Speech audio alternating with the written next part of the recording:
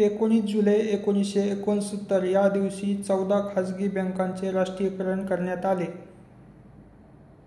पहिली bank central bank of India, स्थापना 1911, जमा ठेवी 433 कोटी. दुसरी बँक बँक ऑफ इंडिया, स्थापना 1906, जमा ठेवी 395 कोटी. तिसरी बँक आहे पंजाब नॅशनल बँक, स्थापना 1894, जमा ठेवी आहे 356 कोटी. चौथी बँक आहे बँक ऑफ बडोदा, स्थापना आहे 1908, जमा ठेवी 314 कोटी. पाचवी बँक आहे युनायटेड कमर्शियल बँक, स्थापना 1943, जमा ठेवी 241 कोटी.